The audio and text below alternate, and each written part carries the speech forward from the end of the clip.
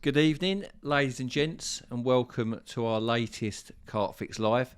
Don't forget to get your questions in, anything seasonal, anything about our recent releases, or anything carp fishing related. Get your questions in, and we'll both do our best to answer those for you. But while those questions are coming in, I'll just let you know what I've been up to the last couple of weeks. Just so those questions have a bit of a time to build up as such. So, I've joined a couple of new syndicates, and I went to the first one 2 weeks ago now. I think it was just back end of March. And you never know what to expect when you go into a new venue, but it's roughly 15 acres in size. It's said to have about 50 carp inside. And when I arrived, there was one person fishing. Someone else arrived at the same sort of time, but I arrived sort of 5 minutes before them. So luckily, I had first pick of swims. And I walked into the first swim on the lake, looked out across the water, and there was a few bubbles on the surface. And you're always questioning bubbles. Are they carp? Are they nuisance fish? Are they just gas being released? But the way they were sort of coming up in clusters and sort of moving very fractionally on the horizon sort of markers. And I was thinking that probably is a carp. And then one shuffled out, so I was thinking that's a nice touch. Run back to the car, got the gear, gone round to the swim, cast out onto the bubbler, got a second rod rigged up, gone to the water's edge, just about to cast it out to the bubbler, looked to my right, and there was loads of carp there, just like literally in really, really shallow water. Just to see the like black shapes, and that they were drifting.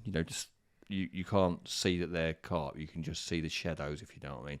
And they were moving around, and quickly flicked out onto them. And nothing sort of happened I thought I was going to get one really quickly in that situation because I was like on them. Obviously, just woken up. The weather's just been good, but it sort of fizzled out. The activity sort of fizzled out, and then I ended up like chasing them about a bit, see more bubbling, more fish topping. I ended up moving the rods about, and in between recasting one finally got picked up. Basically, a naked chod in. I'm going to say it was in about 2 foot of water, something like that. And first fish from a new venue, very very nice. 36-pound mirror, like a long one with a big massive tail on it. Fought really well. Anyway, that night. Or that evening, there was loads of fish in my corner of the lake. Really thought that I was on for a really good chance of fish. But being a shallow corner, I should have probably anticipated that they might leave. And I remember waking, sort of saw them showing out in the middle of the lake. So I moved up to where they were, cast out onto them again. But it's all sort of just fizzled out really quickly. It's a relatively quiet syndicate. Probably not.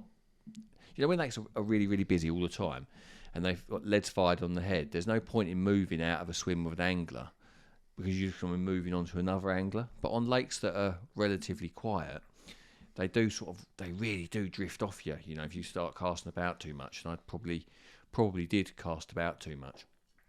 The following morning, sort of the morning after the second night, they were out there again. And I was casting them again, but it's a bit deeper in this part of the lake, maybe 10 foot, something like that, and just didn't manage to get a pick up in that depth of water despite them showing out there. But I did see some like faint bubbles by the island. And anyway, these faint bubbles, again, they were moving, so I knew they were fish. Anyway, I put another naked chod out by the corner of the island, and just before like that twilighty sort of time that you get in the morning, I think it's about 5 o'clock now, something like that twilighty time, just as the light was turning, I had another take, and turned out to be a 44-pound mirror. So successful first 3 nights on a new syndicate. There's a real big one in there, a 60, and some other backup 50, so that should be an interesting venue for the next couple of weeks. And other than that, I went to Burfield this week, just before the start of the new ticket. Weather's been really good this week. I was buzzing to get there, but obviously lots of other people were buzzing to get there. And although it's a big lake, there's only a very, very few swims around the middle centre area of the lake where they sort of tend, or I'm led to believe that they wake up. and getting in those swims. Just it wasn't. I arrived on a Saturday, looking for the Sunday changeover, and that Sunday changeover had already happened. There was already buckets down and whatnot. So yeah, that sort of fizzled out before it started. If I'm honest, one thing that did happen that was quite funny. You might have seen on my social media that put a post out asking for people to let me know if they had an old aqualight laying around, because I wanted an ultralight Bivy.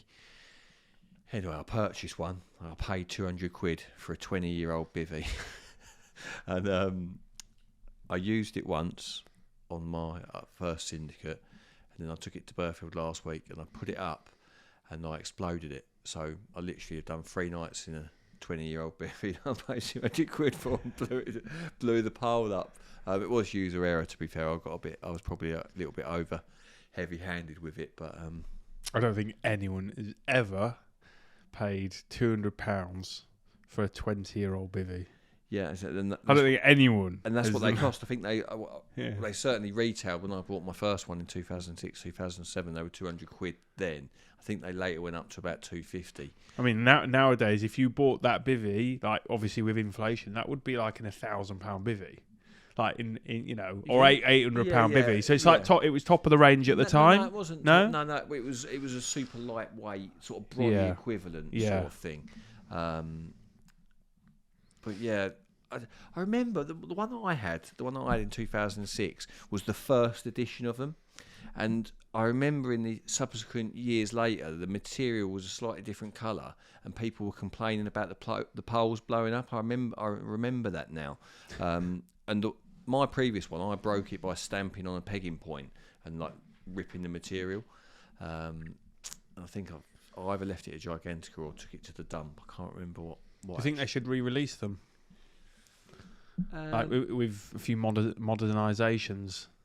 Yeah. Obviously, you wanted I just want a really lightweight Bivy. Like everything seems to be getting more and more and more sort of comfort. When you start adding in features like Mozzie windows, like and all these other bits, like just everything seems to be the weight just seems to be creeping up. And when you're fishing somewhere like Burfield, you're trying to keep your barra sort of a little bit more sensible, you know, a little bit, just my gear just seems to be getting bigger and bigger and bigger. I just remember, I used to always keep my tackle and my cooking gear in the same medium bag. Yeah. And in the last few years, I've had a rucksack and a food bag, and I've gone back the other way, so I've managed to get it all back into like a medium carry-all. But it's easy to let your kit drift, especially with the fishing we do. We go so many different venues that you're carrying stuff for different situations that you probably never use, but you're thinking you might need it. And in the past, when I have fished bigger lakes and I've been more sort of campaign focused, you really refine your tackle down to just what you need, essentials, what you are going to use on that session, and you keep some maybes in a box at the car. So that's where I'm. Probably doesn't help with like electric barrows, because you feel like, I just chuck it off my electric barrow. Well, I've not been using my electric. I've gone back to the smallest one that CarpFix do, which is that's old school. That is, mate. I can't think what it's called. I was kept saying aqualight. Portalight. Yeah, Portalight. Yeah, Portalight. Yeah, that's So one with literally one front. One. You got the side, no sides. No sides, nothing like that. Yeah. But obviously, I have got a big Mark 8 power porter.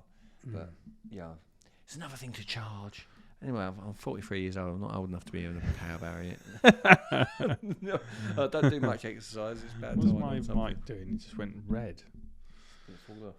God knows. I thought it was a good idea anyway. Yeah, but what have you been up to? Anything? Not a lot. I've been itching to go out like yourself. Obviously, you've been out, but I haven't. No. Well, Grenville's quite deep, isn't it? It's like I imagine that obviously it probably is doing fish now, but if I was you, I'd bide your time until later in the year. When?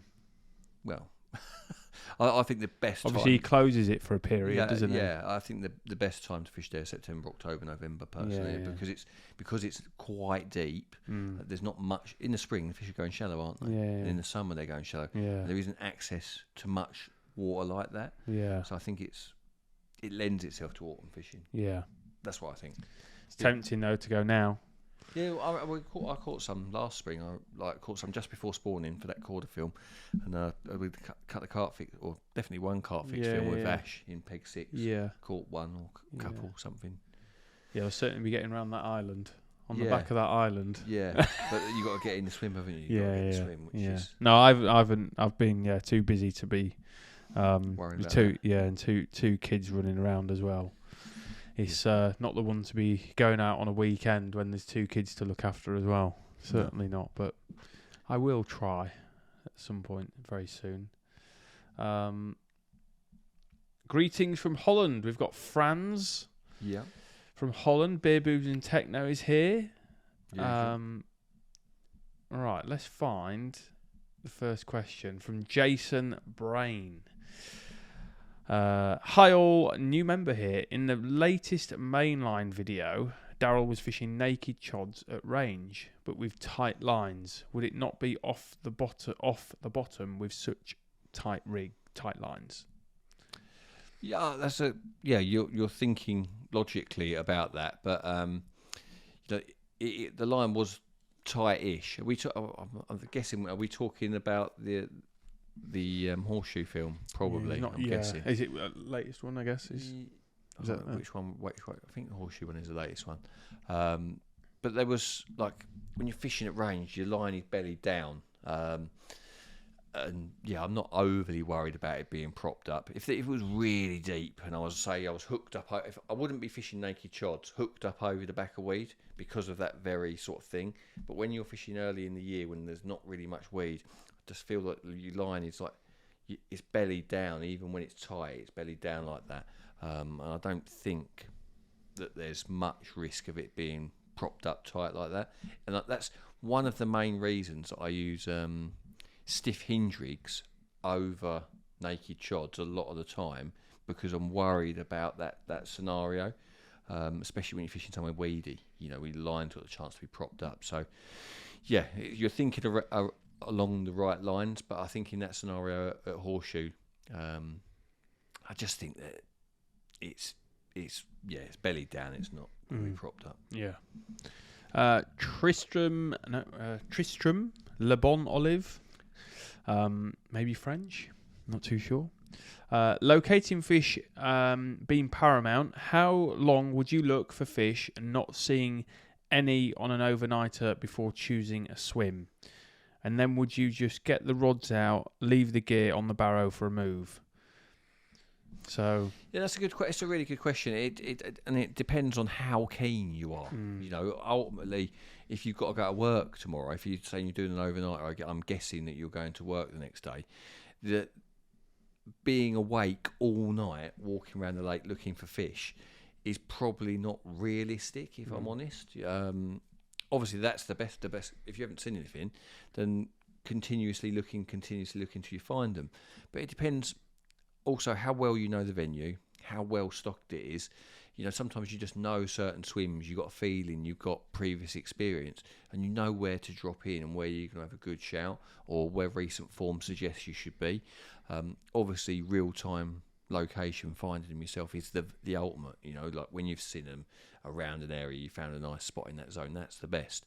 But yeah, I generally like to cast out in the daylight, if I'm honest, on most lakes, because you can, especially unless you know the lake. If you know the lake and you're clipping up to certain spots, then that's fine. But generally, I like to put my rods out in the light. And if I hadn't found fish, I would just go into a swim that I thought was right for whatever reason, whether it be that I knew that they'd been coming from there, the conditions suited that, or whatnot. But I wouldn't be afraid to move if I put them out in the evening before it got dark, and then an hour after dark I started hearing them show somewhere else, then I would definitely move, flick them out, and then get my head down for my overnighter. So getting on them is paramount, but at the same time you've got to be realistic. So you've got to get some sleep if you've got to go work tomorrow. Yeah, just call him sick. He might work for himself. Yeah, maybe. Beer Boobs and Techno has a question about echo sounders. What echo sounder would you recommend for an inflatable boat? £300 budget, as I need some money for the beer fund. I've got a Ray Marine Dragonfly 5, and it cost 500 quid 11 years ago. So I'm guessing that you'd pick them up second hand for a couple of £100, and it is decent. It's probably even less than that, and you probably get that's like a number 5, and there's been several models since then. Thing is, they're one of those sort of items that you buy and then you have for a long time. And if I had my time again, I would definitely probably look to spend a little bit more and get one with what they call is Sidescan. My Echo Sounder, it just tells you what's under the boat, right? It's got fish finder, it's got GPS, it's got all of that on it. But the Sidescan technology that's in the later Echo Sounders now is worth the extra money. I will get one of them. I've got no plans to do any sort of big water fishing abroad at the moment, but when I get back into it, I will definitely look to invest it. I don't know what they cost second hand either. You could probably get a decent one second hand for reasonable money. But the side scan, you can see what's left and right of the boat for 50 metres either side of you. If you think with a normal boat and an Echo Sounder, you're driving round and the chances of missing the perfect spot are very high on a big lake, because you can't cover it all with your little Echo Sounder. But when you're shooting 50 yards left and right of your boat, you're much more likely to get a better idea of the area and see fish. So yeah, although you're saying 300 quid, I haven't looked at what a second hand price of one with side scan is, but I would, if I was advising anyone to buy an Echo Sounder, I would definitely say you want one with side scan. Really, you're missing out basically if you haven't got that technology. You're definitely missing out. Yeah, have you ever seen on YouTube? You probably haven't, but the search and rescue videos with the boats that they use, like on the rivers for dead people. Have you watched them? I haven't watched what you're talking about, but I've seen the advert for one of the side scanners, and there's a car on the bottom and someone trapped in, like, you can see him out the window like that. So he's tried to escape and died at the last minute, and he's anchored to the car. Yeah, but there's basically, I think they're classed as a charity, so they go and find these missing people. But before all of that's happened and they've gone to find these cars, like the LAPD or whatever county they're in or whatever, they'll have already been in the water and searched areas they think that the people have gone in and used all their echo equipment to try and find them, but not. They might have had side scanners, I'm not sure. But these guys go in with their side scanners, and 9 times out of 10 they find them pretty quick. Takes some time, but like you say, they're going down a river. They're not having to go up and down. They are to a degree on the wide ones, but they're literally going up and down and seeing the full lake. Seeing the width, the whole thing. And if anything's popping up, off the bottom like a structure. If you can spend a little bit more, it's probably so you want side scan. If you've not got an Echo Sounder, you're going to invest in one. Really, you want side scan. He's got one little add-on to his question. Also, I recently heard Jason Hayward talking about anglers overdoing the flavourings on their hook baits. I'd be interested to hear your thoughts on this matter. I think it depends what it is. Everyone, like we've spoke about this on the CarpFix lives before, about everyone is using bright pop-ups, high attract hook baits, and has been for the last decade or so, because that's what's been being pushed in the media, in the mainstream, in the films and whatnot. It's like, you want to be using bright pop-ups, you want to be using hinge rigs, you want to be using chod rigs, you want to be using Ronnie rigs, like the most popular rigs of the last 20 years have all been pop-up rigs, and for the most part, most people aren't using a boilie out the bag. They're using tubbed hook baits, which are just flavour carriers in general.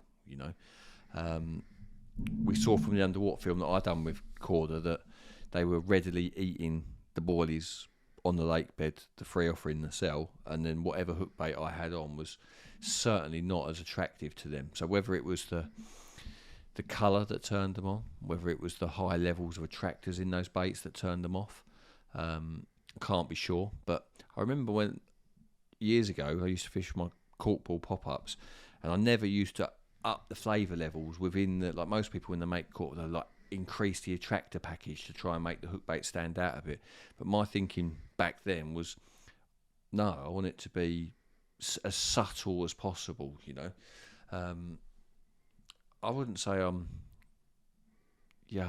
not got enough like scientific sort of evidence to prove that fish can be turned off by higher flavour levels. But I think it depends where you're fishing, where it is, you know, what they've seen. And a lot of times a bright one will be picked up straight away that's dosed up to the max. But yeah, I do think, just generalising, that bright hook baits have been massively, and pop-ups have been massively overfished over the last 10 to 20 years, and going very subtle and fishing like natural coloured hook baits that are low in flavour levels is probably, you'd be definitely doing something that a lot of people aren't doing, and certainly something that I'm going to be implementing in my fishing this coming year. Beautiful. Nathan Harrington, do you think adding salt to your hook baits makes it to your bait makes it any difference? It's something I've never ever done. I know there's like massive chat about people doing it. I like the idea of adding it to my particle for two reasons. I've never done it, but like two reasons why I would consider doing it. One is to keep it preserved a little bit longer. Salt keeps stuff in better condition. And secondly, salt, if you're going to be baiting an area, salt will kill the weed. If you put salt down in your garden, it kills the grass. So like by having a real salty sort of mix that you're putting out, you're going to be like killing any like fresh weed growth or stuff that's come up from the bottom, and keeping that spot clear.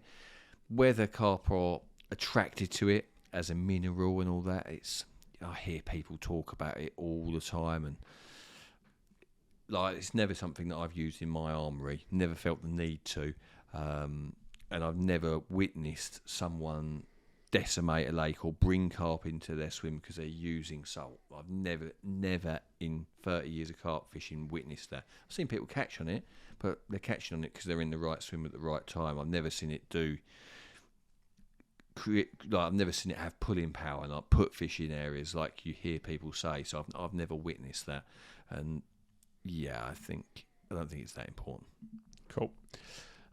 Tristram has asked, on an overnighter on a very weedy lake, would you have any reservations in raking a spot to fish for that night if getting it done before isn't possible? So yeah, I'd have bigger reservations about that. I think a lot of disturbance. Yeah, if it was a tiny little lake where, like, imagine you're fishing like a 3-acre lake or 2-acre lake, they've got nowhere to go. You rake yourself a spot, chances are they'll come back. They could come back within the time period. Yeah. But yeah, certainly if you're doing an overnight, you're probably scaring them off out your swim. No, I wouldn't say it's going to bring them in for it by any stretch. No.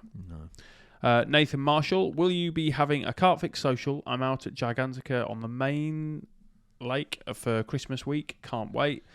Hopefully you haven't caught the Immaculate Common on Dovy's social week. Are you going on Dovy's? Are you doing you doing ours and then that one in 2 weeks? Is it 2 weeks after? Or are you doing it back to back? No, it's the CarpFix one's beginning of August, and that one's the 13th of September. Yeah. So, but we have got a week on the Road Lake, 13th, isn't it? September. Yeah. And that's the same week as I'm doing that. Yeah. So I'd like to try and get Stokesy to come on that if possible. So there will be space on that one. So look out for some more information very soon. I just need to wait for confirmation from either Stokesy or Burgess. Yeah, who's gonna man it? Yeah, who's gonna man the fort. Ailin Manasterine. I'm getting some good names tonight. I can't pronounce them. Looking at going to Linear on Sunday for a couple of nights. How would you fish it this time of year? Thinking about Oxlease or B2? How would I fish it? Oxlease or B2? I'd definitely be Oxlease in particular. I'd definitely be thinking zigs. Oxley's is quite deep in the main, through the middle part of the lake. It's definitely like, I think it's 10s at least. Like, and I just think that the weather we've been having, I'd be real happy with just 3 zigs out in the right place. I really would. It's like such an easy way to fish. B2's a bit shallower.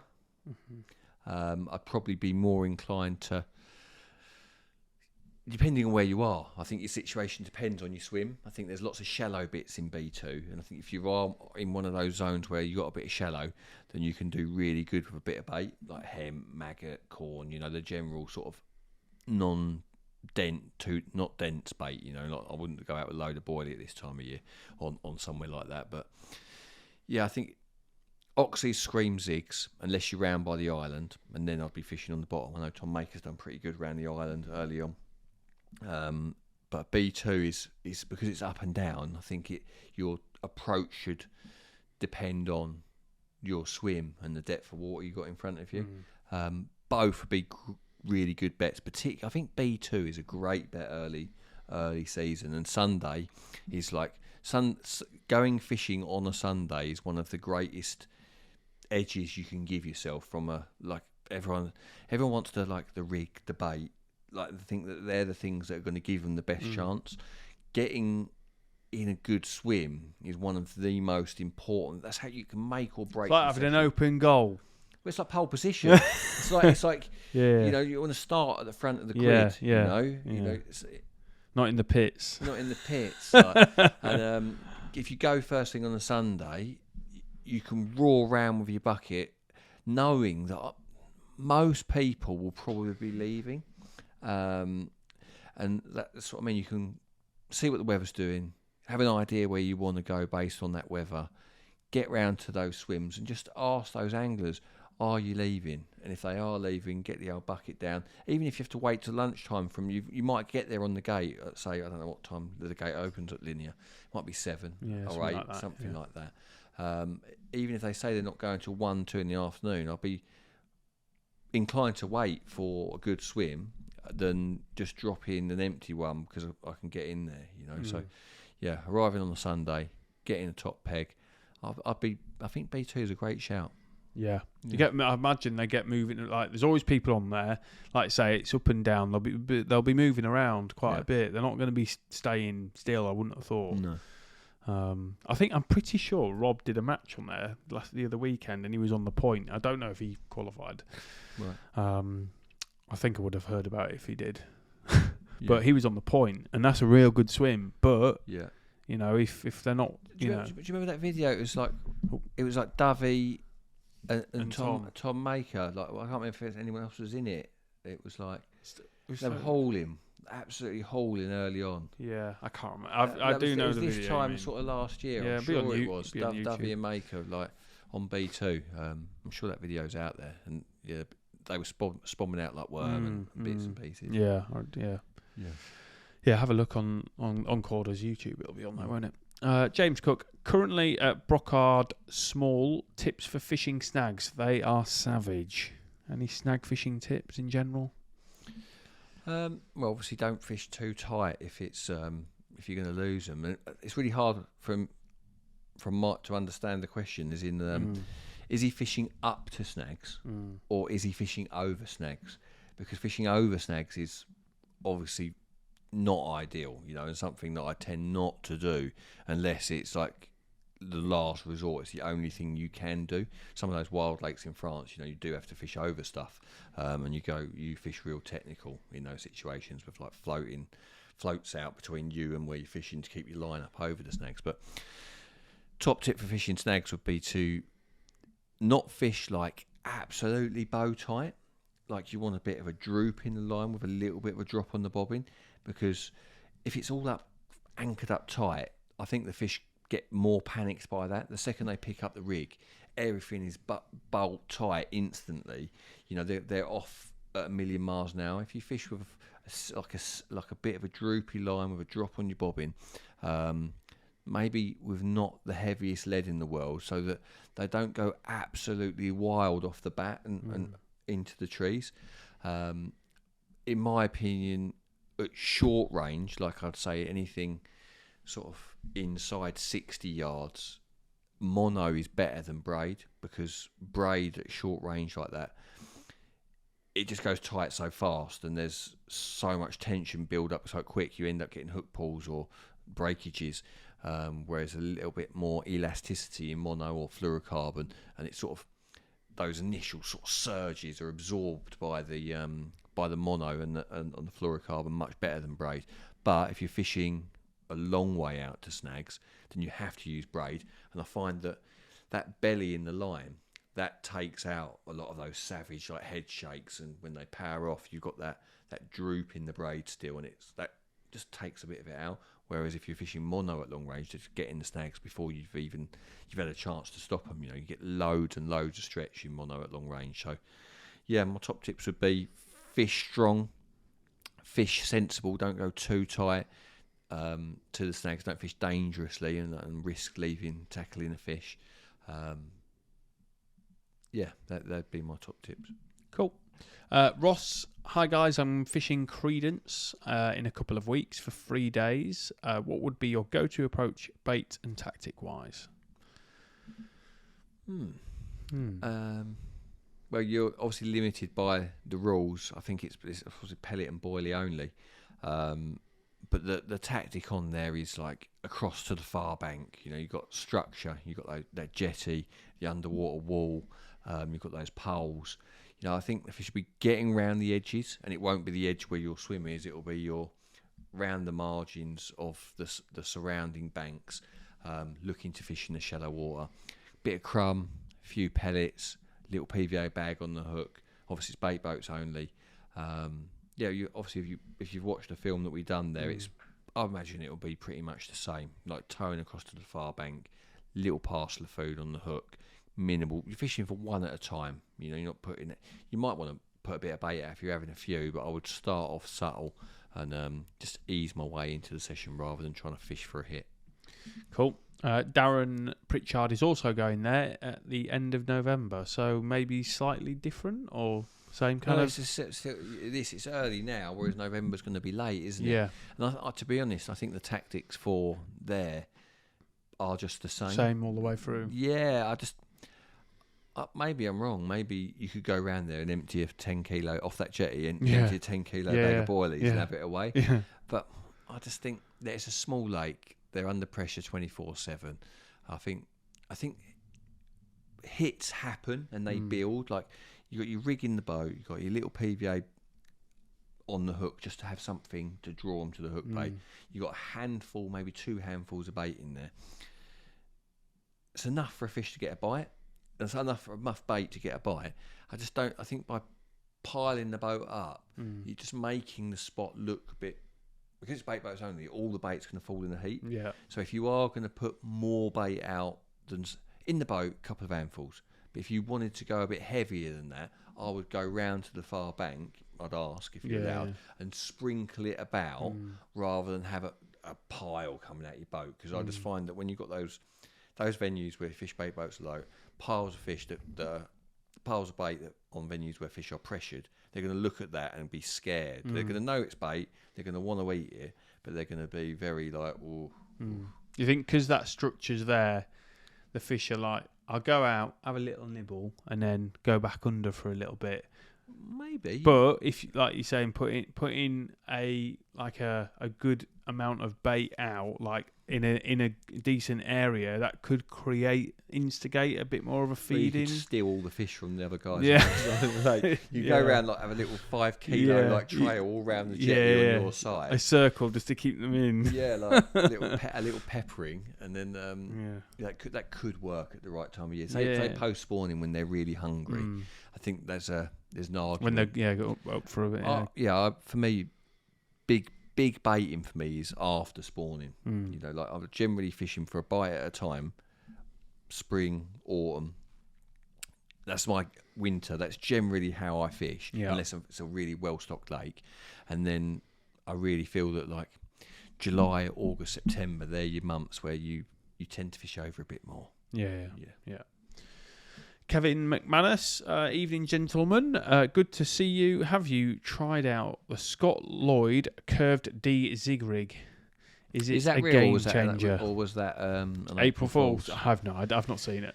Well, if you've seen the video that I done at Grenville in the spring for Corda, I was fishing like 5-inch pop-ups. You're not allowed zigs on Grenville, but like I was fishing 5-inch pop-ups with like chod hook link material, which is the what's it called? The Corda one. What? Mouth trap. Mouth trap. That's it. I was like calling it chod. Yeah, mouth trap. And normally on a zig, you would fish like straight. But I like the idea. I like the idea of what Scott's trying to do. He's basically putting a curve that's going to help it swing round. To be honest, if I was going to do what Scott was doing, I would just fish mouth trap straight through. Because what's the point of having a swivel hanging underneath it? Like there's literally, usually when you're fishing zig, you're fishing a fine hook link, right? You're fishing a fine hook link to try and be as subtle as possible. But if you're fishing a mouth trap section with a swivel, there's no point in having a fine section under that. No. So I would just go straight through with a mouth trap, straighten it out. So I'd pull it straight and it would straighten out really nice. And then I would just run my thumb on the top 1.5 to 2 inches. And I might even try that on my spring fishing this year. Rather than fishing zigs on fine line, I'm thinking of fishing mouth traps straight through. Be interesting. Yeah, and then you ain't got to worry about playing them lightly. You've got a £20 hook link. Yeah, get in there. Get in there. Yeah. Right. Yeah, Darren. Okay, another. Yeah, another one from Kevin. Also, given all the online feedback, do you think Corda will release a Mark II tackle box that has a lid that lays as a flat surface when open, rather than overextends away from you? So the tackle box is. Well, it's on the lid, so it's not like. Yeah, so it goes like that, doesn't it? Yeah, it leans on itself, doesn't it? Yeah. Well, I don't know. I've not seen any of that traction on social media, but it sounds like a really good idea to me. That like having a tackle box that when you're flat, it's flat. You know, yeah. I think that sounds like a real good idea. I mean, some of the other tackle boxes that they've got, like the smaller ones, they're the same depth on both sides, so they do lay flat. It's just because that top half is thinner, isn't it? Yeah. So I'm sort of picturing it, 'cause I've not had that box for a couple of years. I've been using a different one. Oh, I took it back, didn't I? You know, like not the rig safes, but those style. That one. Yeah. Yeah, I know what you mean. It's a good idea. I think that's a good idea. Right. Nathan, how would you go about fishing a syndicate where one of the rules are you can only fish the same swim once a month? Surely it's impossible to get something going. Well, yeah, you don't look to get things going, or you bait up swims that you hope to fish next time. I do get that. It stops people hogging swims. But one of the best things about carp fishing is finding an area, catching a few fish, getting back in there and knowing what you're doing. So you can only fish the swim once in a month. Wow. You know, there's not other than just plumbing all of the swims in between your sessions. That will serve you good for when you turn up. If you've plumbed them you're in a swim, you plumb the other swims that are empty while you've got the opportunity, and then when you go into those swims on future sessions, you're pre-armed, as in you know the spots, you know the wraps and stuff, and that situation will catch you fish. You know, a lot of times you move in onto fish and you don't know the areas, and you don't fish as well as you would if you'd caught them from there previously. Yeah. So the only way that you can make that rule in any way advantageous for you is to plumb all the swims or all the empty swims that you're not fishing, so that you're better armed for forthcoming sessions. Yeah, a bit of a crazy rule, that one. Yeah, I sort of get if it exists. No, I can imagine it does. Yeah. I can imagine it does. Right, Ross. Evening, fellas. I'm going to France end of June to a commercial lake. 24 acres, 7 anglers, pretty well stocked with around 400 carp. But there are some nuisance fish, i.e. bream and cats. How would you approach that? Well, end of June, great time for the old tigers. You know, I love tigers at that sort of time of year. I love particles, but obviously bream, you start putting loads of hemp, pellet, party blend, that sort of stuff in, you can get breamed out, and I don't like to fish through them. It's not my idea of fishing. I like to put my rods out once well, and then when it goes, it be what I'm after. So yeah, I would probably go with a straight tiger or a straight boilie, or a combination of boilie and tigers, depending on the rules. But I would steer clear of anything that was sort of nuisance fish, sort of too overly attractive to nuisance fish. So yeah, avoid pellet, avoid small particle, and if tigers are allowed, definitely take some. Cool. Sam Lemon, evening lads. I'm heading to 3 eels in a couple of weeks. Peg 7. What approach would you go for? I think that's a good choice for this time of year. Peg 7 potentially around the island a little bit. Lads Sam. Trip? Yeah. I can't remember if he fished. He fished 8, did he? He might. Nah, I can't remember where he fished.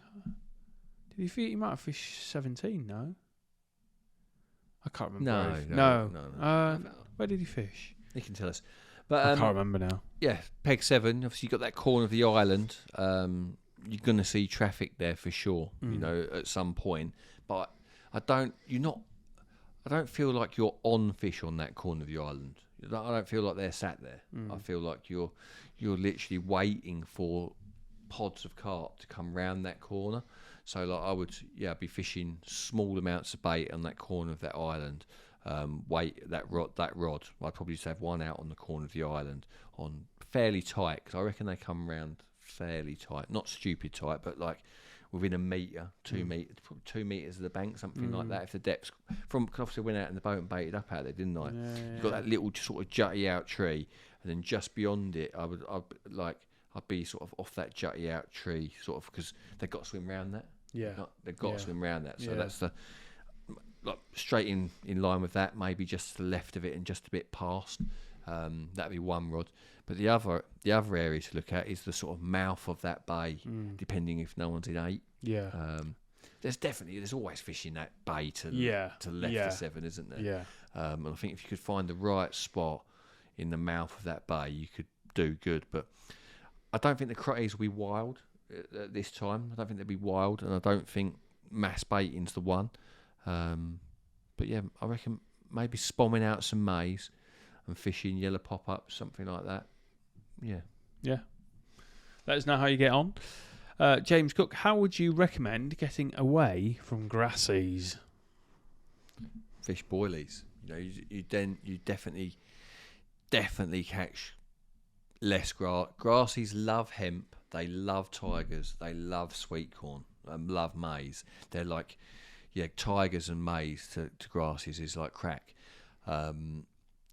So I would fish straight boilie if the grassies were a real menace. But sometimes I think it does help to get the grassies feeding.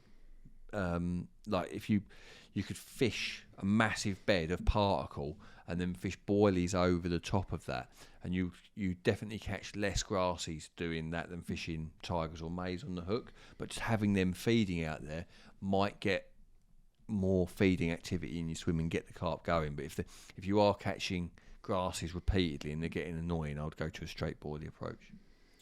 Beautiful. Jason Cannon, I have a work lake that's apparently has some 30s in and doesn't get fished a lot.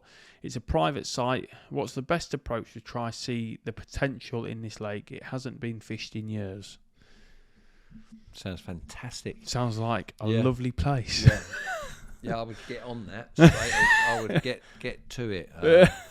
My advice would be go and fish it, and see what you see. The signs that if you just go and fish it, see where you see fish, see where you see them jumping, and because if no one's fishing it, pre-baiting is one of the best tactics that you can have in carp fishing. But for 99.9% of UK venues, it's just not really doable, because people will be fishing on your bait. People won't like it when you're baiting up near them, etc. But if you've got a lake where no one else is fishing, my advice would be go and fish it, see where you see fish, and then bait there and come back for short sessions. So you won't need to sit there for long. If you can throw loads of bait out in between when you're there, that will keep the fish in the area, and you'll have them eating out of your hand as such. I once fished a lake, Baston, the Snaggy Lake at Baston, and only a handful of people had the opportunity to fish it when I first started fishing there. And I started catching from this swim, fishing across to some snags, fishing the sort of bottom of the shelf, and the snags were at the top of the shelf. And I was fished there Sunday, Monday, Tuesday. And on the Wednesday, I'd put like 60 key of bait out, where it would be like particles, tigers, and boilies.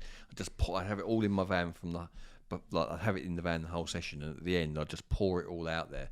When I came back the following Sunday, I'd literally get into the swim, wrap my rods up, just ping out single hook baits to where I baited, and sometimes I'd have 3 bites before lunchtime. Because they'd been eating for free and they built up that confidence. Pre-baiting on lakes without angling pressure is deadly. Beautiful. Adam Say Hall. What do you think about hook bait colour in relation to water substrate colour? I found that white has been doing the trick lately due to very coloured water on my local. Yeah, I think white is a brilliant colour when the water's coloured, because obviously the particles within the water, that's what causes the clarity to go bad. And obviously the closer the fish gets, the more chance it has the opportunity to see through these particles. And white stands out. White contrasts really well to the lake bed that will generally be covered in a bit of like sediment and whatnot. So yeah, I think coloured hook baits in coloured water are really, really good. Help the fish find the hook bait. Certainly won't be as alarming and spook the fish as much as it could do in clear water. So yeah, I'd be very happy fishing white, yellow, pink in coloured water. It's in my head at the moment. I really thinking about the clearer lakes and really trying to fish duller, more neutral hook baits on the lake bed, because of what I said earlier in this feed, as in we all do it, just tap, yellow pop up, plastic corn, topper, whatever it is, spinner rig, chod rig, run, whatever. It's just been pop-ups for years, and I really think going the other way is massively advantageous at this time on the clearer, more pressured venues. Cool. Josh Morris, what's your approach in high air pressure scenarios? I never ever look at the air pressure. I never give it.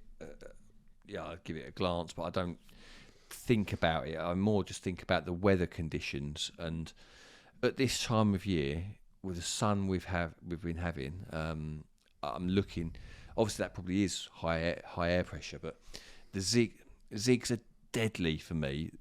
End of March, beginning of April. That's like, you can catch on zigs all year round, but for me, the best time for zigs is now.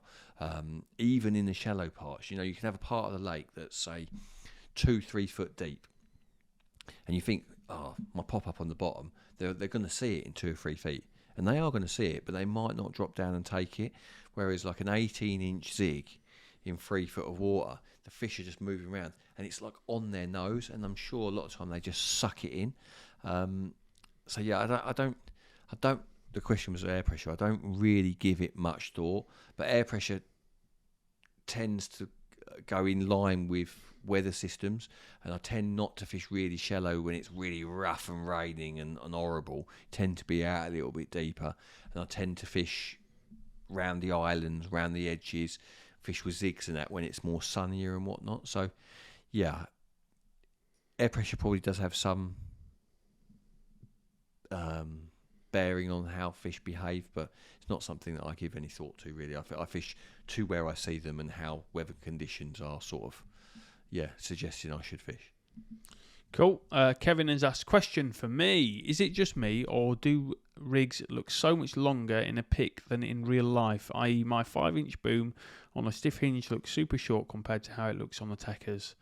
It might be the camera lens is maybe if it's kind of zoomed in a little bit too much, say like over 50mm on the lens, it might just make it look a bit shorter than what it should. But you normally have the rig board out and you measure them, so they are 5 inches long. Yeah, so Like Dovey and that swear by 7-inch booms. Do they? They swear by 7s.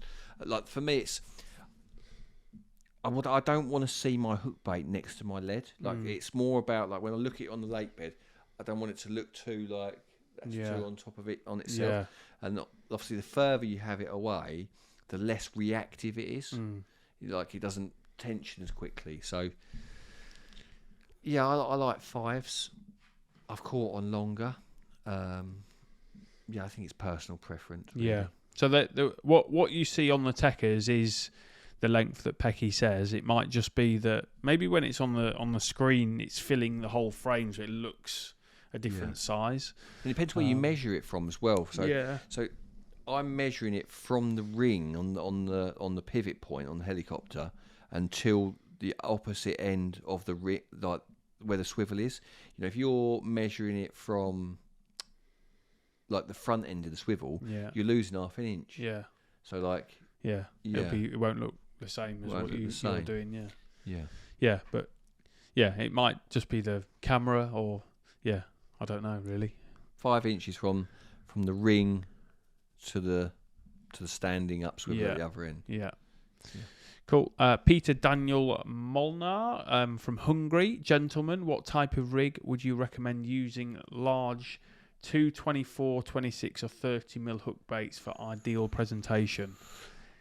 Generally, when I'm fishing giant hook baits like that, because that is a giant hook bait, I would just fish long braided rigs, and I call that like a confidence presentation, in that I want that fish to woof that down its neck before that rig goes tight. So if you're fishing with braid, the lead hits the bottom, the boilies are going to land pretty close to the lead, and you'll have a lot of slack in the hook link. And I think that's good if you're using big hook baits, because imagine like 2 20 millers like that, 24 millers, they've got to get that far enough in the throat, in the mouth, for the hook to be in the first place. So you don't want the rig to snag tight too quickly, because if it snags tight, it could pull tight before the fish has got the hook in its mouth. So I'd look to fish a 12-inch rig, which is 30 centimetres, with size 4 and 2 24s or 2 26s. I wouldn't fish with 3. I think 3 in a line is ugly, and I don't think the mechanics of that. I think it's not going to work as good as you think. They call it a greedy prig rig. It's not something I've done well on. Never seen anyone else do well on it. If 2 24s are still getting nuisance fish, I would tend to look to go bigger, like a 30 miller, as opposed to putting 3 24s on, because I think 3 boilies on a rig just looks rough. Cool. Adrian Taylor. Hi gents, I'm quite new to carp fishing from the course fishing scene. Could you recommend a good bobbin indicator, or does it not matter? PS, just enjoying a Stella, not a 440ml can. Pecky. Yeah, of course he's on the old pint tin, doesn't he? He knows. I've been having a little re-dabbling in our beers lately. Weight's going on fast. What was the question? About indicators. No bobbin is going to catch you any more carp, and is going to have no influence on how many carp you catch. I've used stows. I like the stows, but they're like you have to spend a bit of time setting them. Because you got to keep nipping them onto the line once you've got the tension right. Whereas a normal bobbin, like the corded black and whites, you clip it on, and you can just play around with the clutch. The bobbin slides around, and you get it to the right position, and you're good to go. So I would say the black and whites are more user friendly. The stows are more tarty. They're like quite a nice looking bobbin, those old stows. So they're nice. Yeah, I've gone back to the black and white stow just because when I'm putting the rod down, I just want to do it quick. Yeah. I like this. I like the black and whites, like the little smaller ones. They're nice. Yeah. I like them. I like to stay on as well. I like to see it jammed into the buzzer. Yeah. Because the stows, they just come off. Yeah. Right, where was I on here? This one here. Coppo. Hi lads. If you knew your rigs was on a small clear and presented well, how long would you leave it? Fish showed about 35 yards past my rig and out of my boundary. How long will it leave the rig? Yeah, if you knew your rig was on a small clear and it was presented well, how long would you leave it? A fish showed 35 yards past. You know, like one of the a real common question that you get asked in carp fishing by people that are just getting into it is how long do you leave your rigs in position? And it's a question that hasn't really got a definitive answer, in that you're getting information from the swim and you're trying to decide what the best course of action is all the time. And if you're fishing somewhere that's really weedy and you've had to spend ages plumbing to find the exact spot, then risking another cast to a new spot where you might not be presented might not be advantageous, unless you're going to fish a chod rig or change your presentation. But at the same time, when you're fishing on a lake bed that's completely bare, got no real spots, just being exactly where you need to by bringing that rod in, moving it, putting it exactly where it needs to be, can be the catalyst to getting a bite in 2 minutes or even less. So it's like you have to make the read. If the fish is out of your boundaries and it's not your water, as in it's in someone else's swim, then you can't cast there anyway. You know, you can't be casting into other people's water. But it's, to answer the question, the real thing, you've got to make the read. Do you think you should recast? Like a lot of times when I recast, it will be because I think I should have caught, as in like I put my rod out, I've done it to the best of my ability, and then I've seen activity around it on it, and I've got that feeling that if that was gonna go, it would have gone. And if it hasn't, why hasn't it? Is it maybe not quite gone out as well as I hoped? Is it not quite on the spot as I thought it was? Maybe a fish is ejected, it's not sitting as well as it could be. And sometimes just making that cast again might initiate a take. And at the same time, moving a rig. I've caught, like, making a reaction based on something that I've seen catches me countless carp. And that's one of like my strengths, is because of the amount of times I've been in different scenarios. I can see what I need to do based on the information that the water and the fish are giving me. So you've got to make a read based on everything: presentation, activity, other anglers, depth, bait, all of it. You've got to make a read. Cool. Ben, evening gents. Do you spom after a bite during the night dark? And if you were not sponsored by Mainline, what bait would you use, Darrell? I rarely spom at night. I'm probably not as keen as... If I thought it was... If I fish somewhere rock hard and I really thought it... Let's say, for example, fishing somewhere really shallow, right? And if I spom in the day, the coots just come over and just terrorise me. So it's like literally, if I spom, I'm just going to get picked up, and I don't want my rig to be picked up as I'm going into night.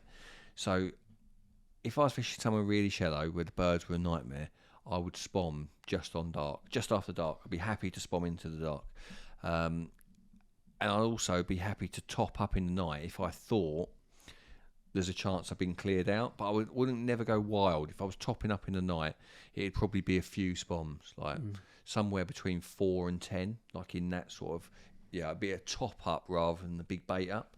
But generally, when I'm fishing somewhere where I catch a lot of fish, I might put out 20 spoms, 40 spoms in the evening, and I would just try and catch as many on that bait through the night. But again, the range might come into it as well. If it's real close range, I think it depends on the situation. I wouldn't be afraid to spom at night, but it's not something that...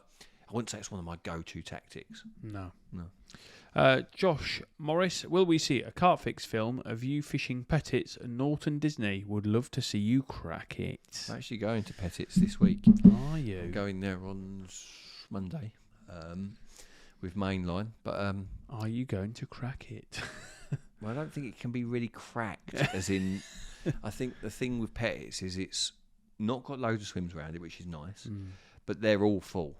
Like especially in the spring at good times, and I think the real time to crack it, like if you want to spank somewhere, you've got to go there at the best time. And for me, the best time would be on Pettit's. Thinking about it, would be August and September. I really think that would be a great time to fish there, because it's still 10 foot deep in the middle. And at this time, it's a one zig rule lake. Yeah. They can be out in the middle. They're quite often out in front of peg 2. That's like their what I would call a default setting.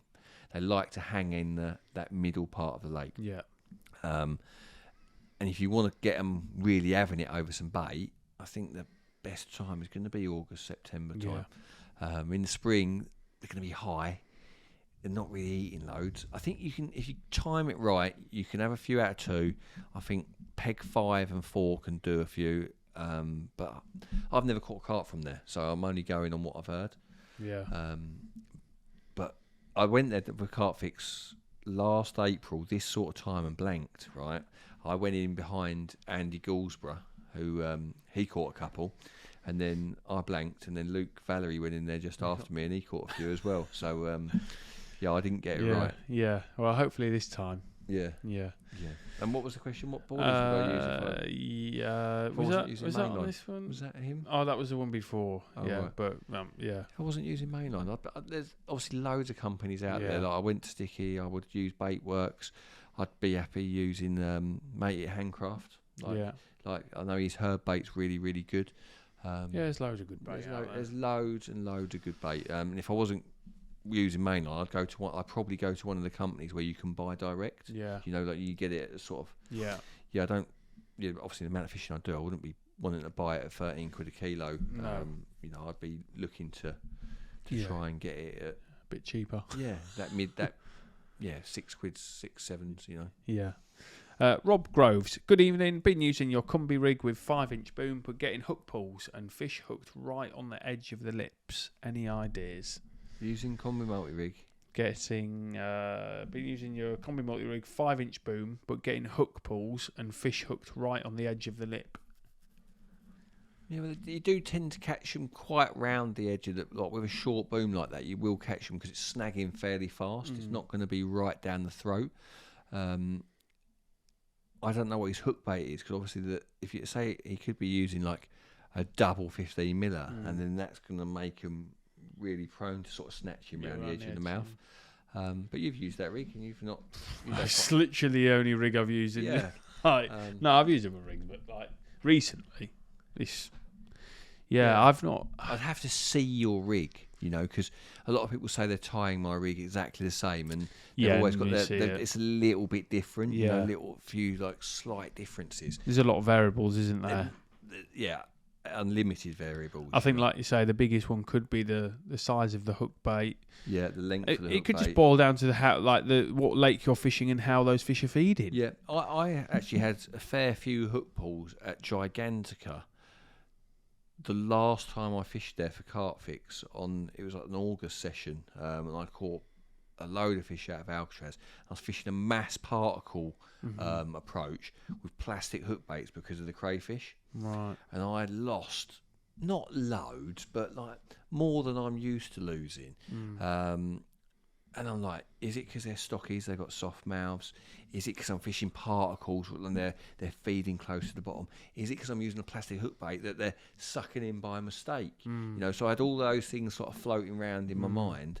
Have you ever used it on the inline lead, like, rather than like on a lead clip? Or I haven't. But obviously, an inline would have a much better hooking interesting efficiency. To see, like, a much better hooking efficiency, but it's not.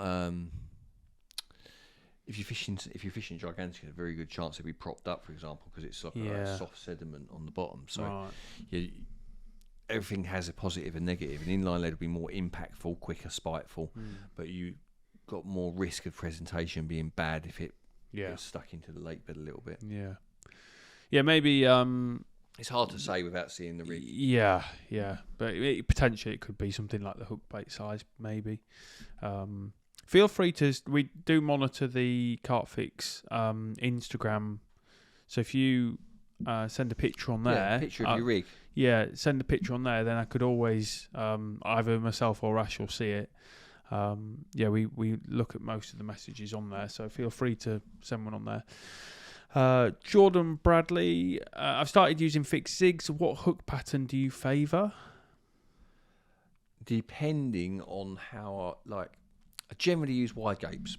and if I'm using a Fox Zigger liner, then I'll use a size 6 hook, which is a big hook for a zig. But because it becomes part of the lure, as in like your hook is part of everything in a Zigger liner situation, so I'll use a big size 6. But if I'm fishing with a normal, whether it be foam or a boilie on the hook, then I'll either use a size 8 mixer or a size 8 wide gaper X, depending. I love the size 8 mixers, but if I want something a bit sturdier, then I go for a size 8 wide gaper X.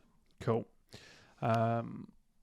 David has asked, evening fellas, have changed over to fishing Match the Hatch as they call it, and caught 10 fish, did 7 sessions catching no fish beforehand, caught 6 out of the 10 fishing on single pellet. That's a good result. Yeah. Fishing your lake that allows braid, what would you recommend for long distance, as most braids I've tried are quite coarse? So yeah, I think the Fox one's if you want to fish a sinking braid that casts far, then you want to use the Fox one. I think it's called Submerge. The Corda sub braid, for example, is very coarse, very thick, and very heavy. Sinks like a brick, but I don't like trying to whack it more than 100 yards. You can push it more than 100, whereas that Fox Submerge one doesn't sink anywhere near as fast, but it's fine and it's smooth and it's almost more like your spot and marker braid. So that, yeah, if you want to fish at long distance with a sinking braid, then that Fox Submerge one would be a good one. And if you want to fish really, really, really, really, really fucking far, then £20 whiplash is a good bet. But you have to backlead that and fish it really tight. It's been around years, that whiplash. Yeah, but like £20 whiplash goes miles. You know, you turn into a superhero overnight with £20. How far can you cast? Phil Thomas, have you tried a hinge stiff multi-rig style so you can change the hook? I haven't. I've seen Mark Pitcher's version, and he does a good job of it. But I have tied it and looked at it, and I haven't quite mastered it. I can see that it would work, and I can see why people would use it because it's very convenient. But tying a knotless knot for me is pretty quick, so I haven't. But I could understand why you would do that, and yeah, it's certainly an option that I would explore. Cool. Last couple of questions we've got here. So Martin Muller from where is he from? Holland. Good evening, legends. What are your thoughts about maples or in the mix with tigers? I've never ever used maples, never. And I know obviously Hutchie wrote about them years ago, and you hear people talking about them, but I always think if you're going to fish something and if it's really good, it'll work really well straight when it's its time. So a lot of people are making munga mixes where it's just party blend, chopped tigers, chopped boilie, just everything in there. How do you know what's working? You know, when I'm really bashing somewhere, generally, not always, but generally, I'm fishing straight, or as Tom Dove would call it, clean. Fishing like the same thing, whether it be boilies, whether it be tigers, whether it be maize, whether it be sweet corn, whatever it is, maggots. And I never heard ever of anyone carving up on maples. I never heard it. So I know people have caught carp on them, but I never heard of anyone carving up on them. The one particle that I do feel that's like massively underused and underrated is peanuts. Yeah. I have years ago, not in recent times, I've done really well on peanuts, like really, really well, like game changing. I mean, they are addictive even to humans. I love peanuts. Exactly that. But the main difference that I find with tigers and peanuts is tigers, I'm happy to use them in any condition, and I mean by whether they're fresh, whether they're sour, I'm not bothered. They just work. Whereas peanuts, they seem to turn, and I've definitely done better on them when they're fresh, like within the first 48 hours of boiling them. I don't like them old peanuts. Yeah. Cool. Yeah, Sam Lemon, he was in Peg 17 next to me. I thought he was. He said, I'll give you an update. This is for eels. Apparently, he's been fishing slow. Yeah. Which start of the year is pretty, pretty standard, I think. But it's only just got warm, isn't it? It's not. We've had a terrible winter. The water's going to be cold. And it's only been decent the last couple of weeks. Yeah. So yeah, I would prefer it that way. You don't want to get there when it's had the arse kicked out of it. No, because there's only a certain amount of big fish, and if they've all been out swimming around with sore lips, you ain't going to catch them. I don't know. There's really a lot of them in there. Of course. Of course. Talking about water temperature, Nathan Marshall, what's your thoughts on what RH fisheries are doing with the heated pools to boost the growth of fish and let them loose in lakes? Growth and money over fish health and the carp record. Have you seen that? What they're doing? You read it to me slowly, because I've got the gist of it. What's your thoughts on RH? Your thought is not mine. I want your opinion. On RH fisheries are doing with the heated pools to boost growth of fish and then let them loose in lakes. Growth and money over fish health and the carp record. In the old days, when people were like nicking fish, for example, out of like big wild venues like Shantycock, and then putting them into small lakes, and then people going to fish for those lakes, for those big fish that grew in big lakes and then got put into pay lakes, I really strongly disagree with that, because I think it's like putting a wild animal in a captive environment and taking turns to have a go on it, or kill it or catch it or whatever. Which that sits really badly for me. But what they're doing is they're providing a service or a venue for the opportunity to go and fish for big fish that have been reared on site, and you either choose that you want to fish there or you don't. There's obviously a huge market for it. I don't think the British Record Committee would ever. I don't think that they would give him the record for that. I'm not saying I would give the record, but I just don't think the British Record Committee would. And as far as my opinion goes, I wouldn't probably go and fish for a fish that had been reared in warm water. I probably wouldn't personally, because I don't know. I've spent 30 years fishing the way I have, and having caught fish from wherever I've been. I just feel that would perhaps undermine that. Yeah. Maybe. Like, I'm not saying that you shouldn't or other people shouldn't, but for someone who's been fishing for as long as I have and have caught big carp from difficult venues, I feel that would be a little bit, I don't know, cheating myself. Maybe. I think knowing Rob as well, he's probably got to a point in his life where he, like, with the lakes that he's created, he's got them to a point where it's like he's an entrepreneur at the end of the day. Like, he's like, what's next? Yeah. He's like, what can I do? He he's a busy man, but he's still got some time. And he's like, what can we achieve if we do this? How big? He's doing it almost for himself to see what he can do. Yeah. But also, like you say, if people want the opportunity to fish for them, you can go and fish for them. I haven't got a normal job. I can sit on a lake for days on end to try and catch a big. But most people just want the opportunity to fish for a big fish in a captive environment where they've got a really good chance of catching a big one. Yeah. And I get it.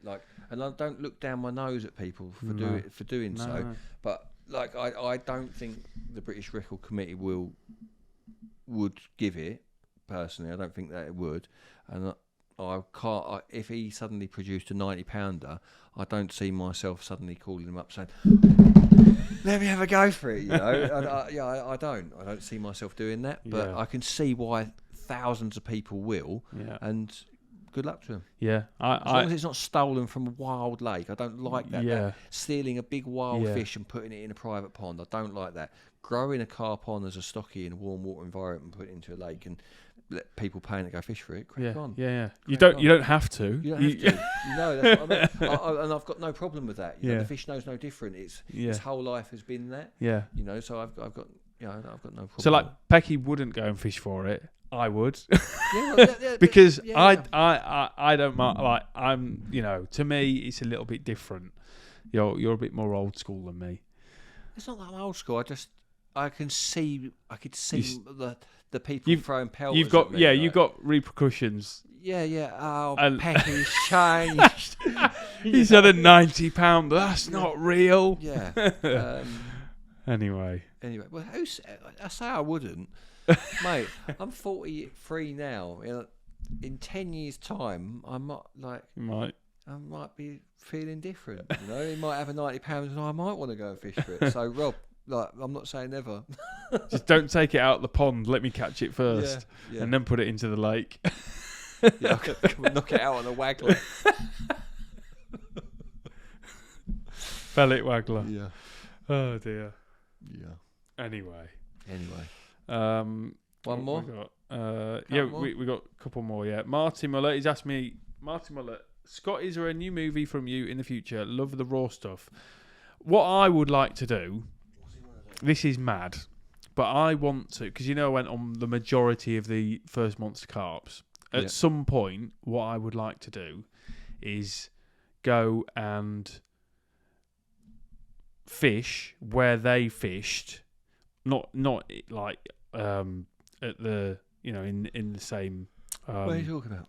Like everywhere. So where they when they went to Hungary, Balaton, I'd go there. Because I've got so much footage of those trips that I could make quite a nice story. Hungary, I could go there. Texas, the buffalo carp, that would be awesome to do that. Obviously, there's places like Japan and stuff that they're not the biggest fish in the world, but from a story point of view and back referencing stuff, there's loads of content there that you can take from it. And I'd love to just travel and do that. But obviously with 2 kids, it's tricky. But going over to Texas, you could fly over there, do a 4-day trip and come back. It doesn't take that long. But that's like another goal that I would want to do that at some point. Yeah.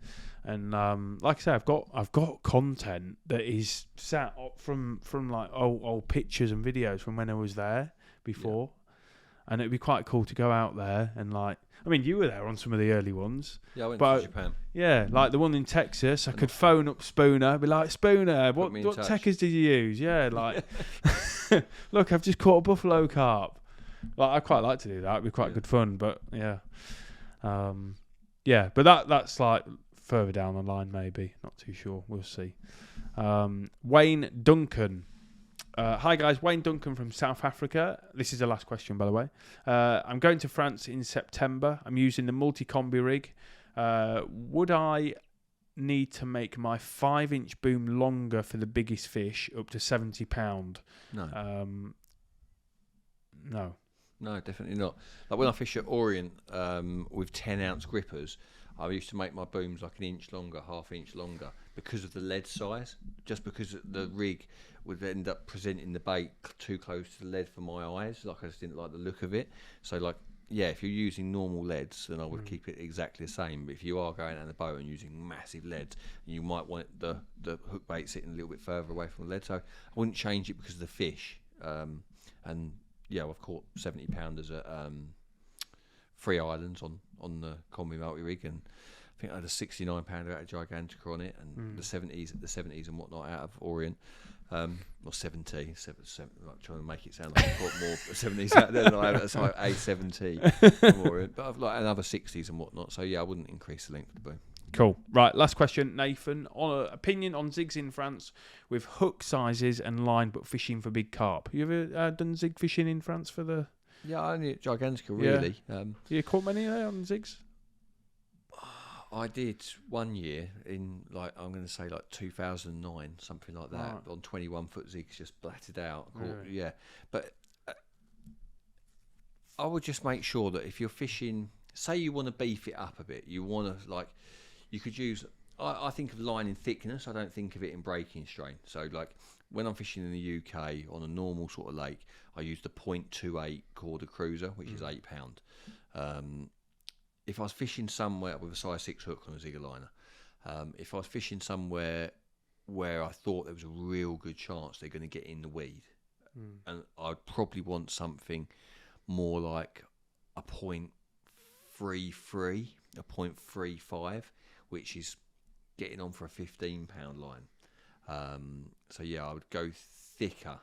I'd be more worried about the hook link than the hook, because I use a size 6 YKX on the light line. But if I was going somewhere where it's going to get in the weed and I'm going to have to pull it a bit hard, I'd just go for a thicker line. And when you're using that thicker line, you're really concerned about it holding the hook link up straight. Most people when they're using zigs are trying to use tiny little bits of foam.